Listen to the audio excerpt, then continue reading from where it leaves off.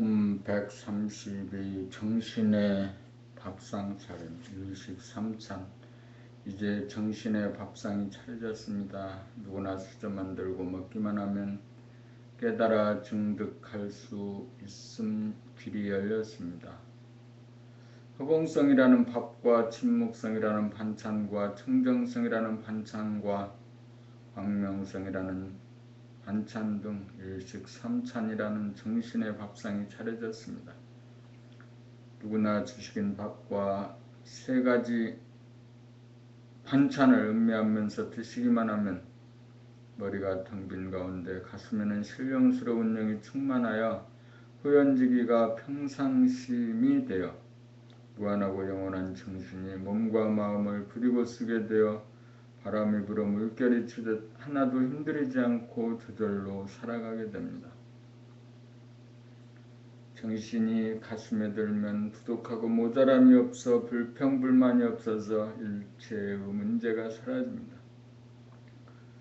허공성이라는 밥을 먹으면 공간적으로 무한하고 시간적으로 영원한 본질의 자기, 본연의 자기, 정신 대야가 무엇임을 음미하여 실감하게 되고, 청정성이라는 반찬을 들게 되면 깨끗하고 참하고 순수한 정신의 진실성을 음미하여 실감하게 되고, 침묵성이라는 반찬을 들게 되면 선악을 가리지 않는 침묵의 고요함이야말로 정신의 지극한 착함이요 선임을 음미하여 실감하게 되고, 광명성이라는 반찬을 들게 되면 환한 빛이 있어 아름다움이 존재함을 음미하고 실감하게 돼요.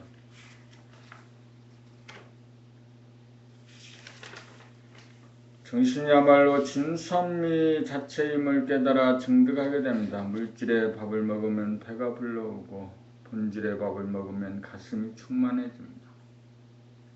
이치에는 본질과 물질의 구별이 없습니다. 몸을 지탱하려면 물질의 밥을 먹어야 하고 정신을 발현시키려면 본질의 밥을 먹어야 합니다. 물질의 밥을 먹어야 몸이 건강해지고 정신의 밥을 먹으면 정신이 차려집니다. 물질의 밥은 하루 3끼 먹으면 되지만 정신의 밥은 시시각각 늘 먹어야 합니다.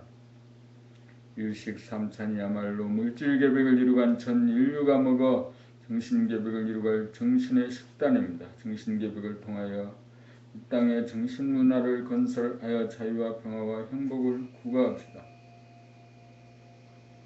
무한하고 영원한 정신의 밥을 먹는 최고의 반찬은 청정성인 진실이고, 두 번째 반찬은 침묵성인 착함이고, 세 번째 반찬은 광명성인 아름다움입니다. 저자에 대한 질문과 답변. 장복렬님, 유종렬 선생님께서 봄나라를 일으키신 지 한 10년이 되었습니다. 요즘 강의를 들어보면 초창기에 하신 강의와 다름이 없습니다. 누구나 알듯이 봄이지요. 이렇듯 한눈동자로 흔들림이 없이 늘 봄나라만 바라보면서 생활하시는 모습을 보면 참 희귀하다 싶습니다. 의구심이 생깁니다. 무엇이 좋아서 저렇게 하실까? 그 원동력이 무엇일까? 바라시는 게 무엇일까? 유종렬님, 장복렬님은 왜 수십 년 동안 치과 의사를 합니까? 장복렬님의 전공은 치과이고 내 전공은 도학입니다.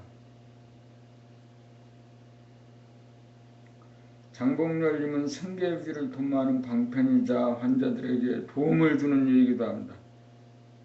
나는 생계유지를 도모하기 위함은 아니고 그저 좋아서 하는 일입니다.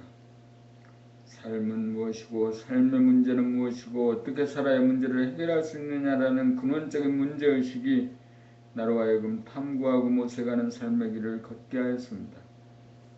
나이 40에 80이 되어 30여 년 가까이 지났고 봄나라를 만든 것이 10여 년이 지났구나. 내가 좋아하는 것은 사람들이 좋아하는 전공이나 취미생활과는 차원이 다릅니다. 취미생활은 정해진 시간과 처소에 사는 것이고, 내가 하는 공부는 일체시 일상생활 전반에 걸쳐 하는 것입니다. 나는 인생이라는 고해에서 건강하고 행복하게 사는 길을 발견하고 그 발견한 것을 모든 사람들에게 전해야겠다는 간절한 소망의식이 있습니다. 이것이 하늘이 나에게 부여한 천명이라고 생각합니다. 나는 목숨이 살아있는 한 내 모든 것을 바쳐 이 일을 할 것입니다. 나는 이 일을 위하여 태어났다고 생각하므로 단순히 좋아하기 때문에 한다는 차원을 넘어 하지 않을 수 없어 한다고 할 것입니다. 원동력이란 하지 않을 수 없어 하는 힘이라고 할 수 있습니다. 하지 않을 수 없어 하는 차원에서는 오직 할 뿐 특별히 바라는 것은 없습니다. 오직 하는 것이 바라는 것이 전부이기 때문입니다. 이것으로 의구심이 풀렸는지 모르겠습니다. 나오는 대로 적었을 뿐입니다. 잘 물어주셨습니다. 덕분에 나도 개념 정리 기회가 되었습니다. 감사합니다.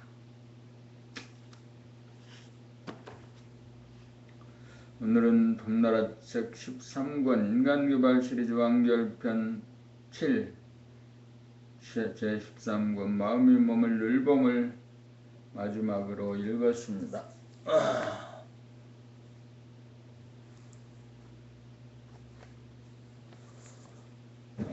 14권은 숨죽여봄, 13권은 마음이 몸을 늘봄이었습니다.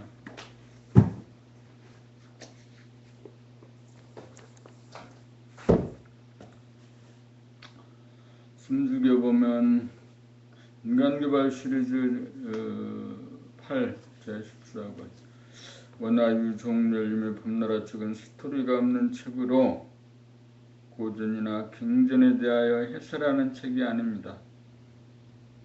사람은 눈에 안 보이는 영체와 눈에 보이는 육체로 구성된 존재입니다. 정신의 속성이 감각이고 육체의 속성이 생각입니다. 영안으로 감각과 생각을 보고 발견한 내용을 글로 썼으므로 같은 내용을 여러 번 읽어도 처음 대하고 읽는 것과 같습니다.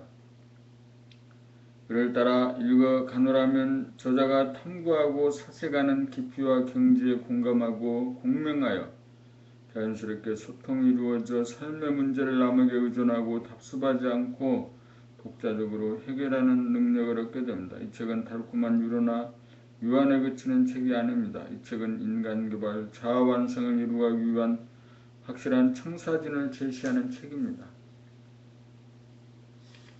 발에 열기가 통하여 가득 차면 몸이 달구어진 것이고 마음에 빛이 들어와 머리가 환하면 건강한 신체와 건전한 정신이 되니 만족입니다.